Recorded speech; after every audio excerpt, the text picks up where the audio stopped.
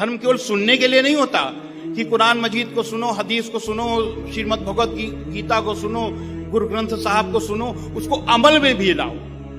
तो चूंकि धर्म अमल में लाने के लिए होता है, और हमने किताब क्या लिखी, इस्लामिक आतंकवाद का इतिहास, यानी आतंकवाद को हमने इस्लाम से जोड़ा। तो अगर इस्लाम में आतंकवाद है तो उसको अमल में लाना चाहिए, यानी हर मुसलमान को अमल में लाना चाहिए। तो अगर हर मुसलमान उस आतंकवाद को अमल में लाएगा तो यहां 25 करोड़ आतंकवादी पैदा हो जाएंगे। तो मुझको लगा कहीं ना कहीं मुझसे गलती हुई है, हमको फिर से देखना चाहिए। और एक कहावत है, कहावत क्या है, श्री रामचरितमानस में है, जाकी रही भावना जैसी प्रभु मूरत देखी तिन तैसी।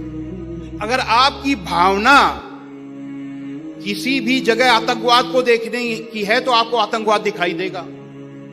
तो मुझे लगा कहीं ऐसा तो नहीं कि मैंने नेगेटिव सोच ले लिया हो इस्लाम के लिए और मुझे कुरान मजीद में नकारात्मक चीजें, आतंकवाद दिखाई दिया हो। तो मैंने फिर से कुरान मजीद को पढ़ा, और सबसे बड़ी चीज ये कि उसको पढ़ने के पहले, अब ये जैसा कि अभी आपने बताया कि ईश्वर ने मुझको हिदायत दी, तो ईश्वर की ही प्रेरणा थी कि सबसे पहले मैंने इस्लाम के अंतिम पैगंबर हजरत मोहम्मद सल्लल्लाहु अलैहि वसल्लम की जीवनी पढ़ी। कुरान तो मैं 10 बार पढ़ चुका था, लेकिन अब जब मैंने पढ़ना शुरू किया तो मैंने सबसे पहले जीवनी पढ़ ली।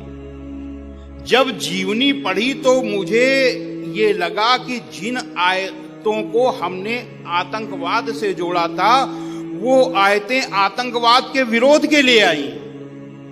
यानी जो युद्ध हुए वो युद्ध अन्याय और अत्याचार से लड़ने के लिए आए, न कि अन्याय और अत्याचार को करने के लिए आए। क्योंकि इस्लाम के अंतिम पैगंबर हजरत मोहम्मद सल्लल्लाहु अलैहि वसल्लम पर अत्याचार हो रहे थे। जब आप मक्का में दुनिया का सबसे बड़ा सत्य, यूनिवर्सल ट्रुथ, ला इलाहा इल्लल्लाह, परमेश्वर के सिवा कोई पूज्य नहीं है, ये बता रहे थे, तो मक्का के आपके ही कबीले के लोग, कुरैश कबीले के लोग सबसे बड़े विरोधी हो गए और आपको तरह तरह से सताने लगे। आपके अनुयायियों को भूखा प्यासा नंगा अरब की तपती रेत पर लिटाया गया, और ये भयानक अत्याचार 1 साल 2 साल 3 साल नहीं, लगातार 13 सालों तक चलता रहा। लेकिन धन्य है हजरत मोहम्मद सल्लल्लाहु अलैहि वसल्लम, जिन्होंने अपने अनुयायियों से कहा, सब्र करो, सब्र करने वालों के साथ अल्लाह है।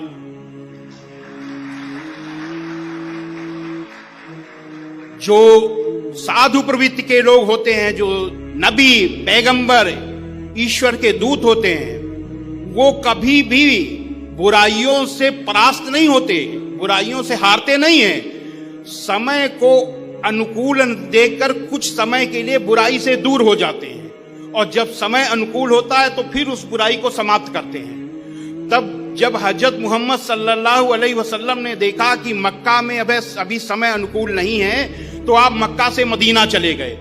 लेकिन शैतान तो शैतान, आपका पीछा वहां भी शैतानों ने नहीं छोड़ा। आपने एक संधि की, समझौता किया, और समझौता अपनी शर्त पर नहीं, उनकी शर्त पर किया। जितनी उन्होंने शर्तें ला दी, सारी की सारी शर्तें मान ली, इसलिए मान ली कि शांति स्थापित हो जाए। 13 साल तक लगातार अत्याचार अन्याय सहने के बाद किसके लिए सहा? केवल